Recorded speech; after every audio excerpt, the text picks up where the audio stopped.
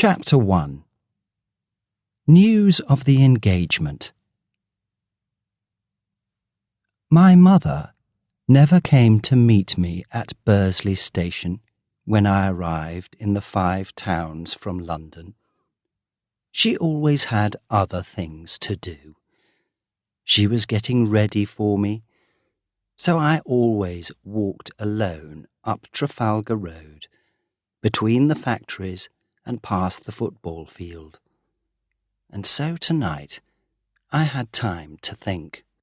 I had some very important news for my mother, and I didn't know how to tell her. I wrote to my mother every week to tell her what I was doing. She knew the names of all my friends. I often wrote about Agnes and her family.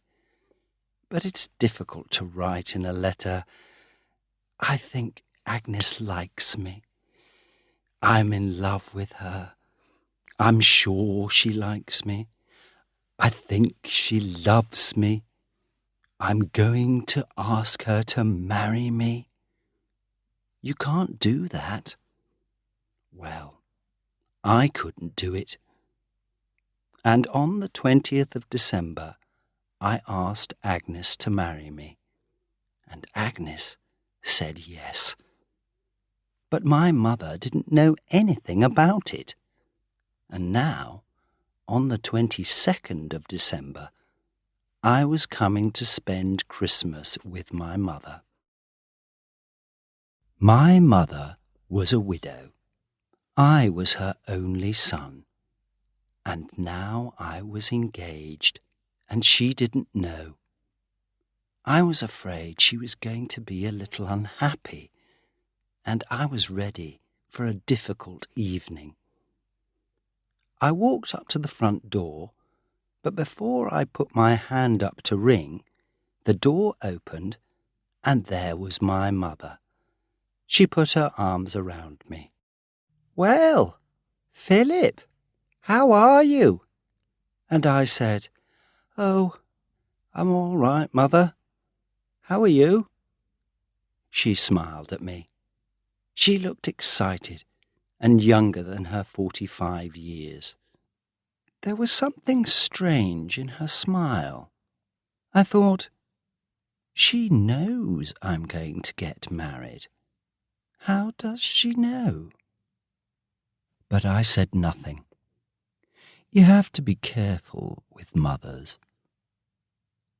I'll tell her at supper, I decided. I went upstairs to my bedroom. When I came down, my mother was busy in the kitchen. I went into the dining room, and here I had a surprise.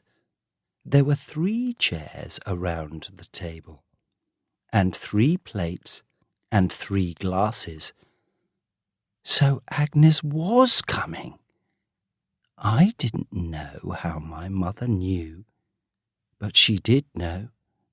She and my wonderful Agnes were planning a surprise for me. Agnes was coming to Bursley for Christmas. There was a ring at the door. It's Agnes, I thought, and running to the door, I opened it. It was Mr. Nixon. Mr. Nixon was an old friend of the family. He was a large, strong man of about 49 or 50. He was very helpful to my mother after my father's death.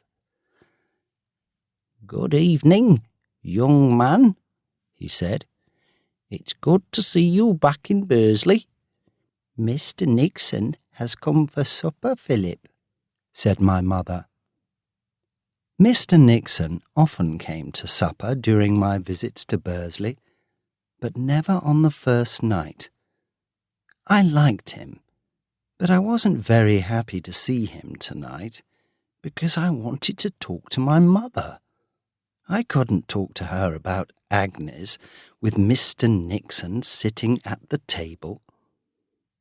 We started our supper.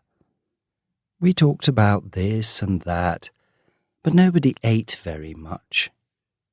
I was thinking about what to say to my mother when Mr. Nixon went home.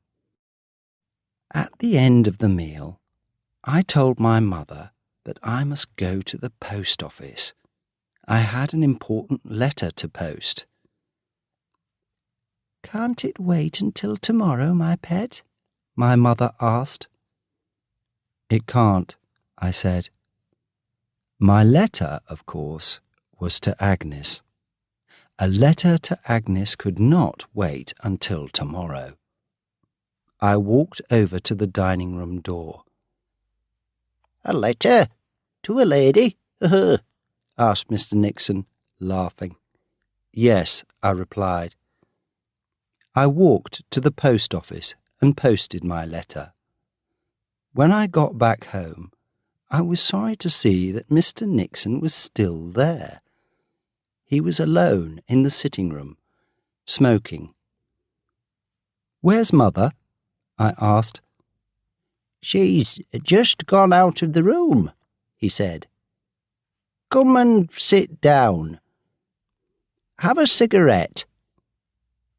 I'd like to talk to you, Philip." I took a cigarette and sat down. I hoped the talk was not going to be a long one. "Well, my boy," he said, "would you like me as a stepfather?" For a second, I could not move or speak. "What?" I said. "You mean you and my mother?" "Yes, my boy, I do. I asked her yesterday, and she said yes. I've wanted to ask her for a long time. I think she knew that." "Did she tell you in her letters?" "No. It's difficult to write in a letter, of course. She couldn't really write, 'My dear Philip, an old friend, Mr. Nixon, is falling in love with me, and I think I'm falling in love with him. I think he'll ask me to marry him soon.' I don't think your mother could write that, could she?" I laughed. "Shake hands," I said. "This is wonderful news."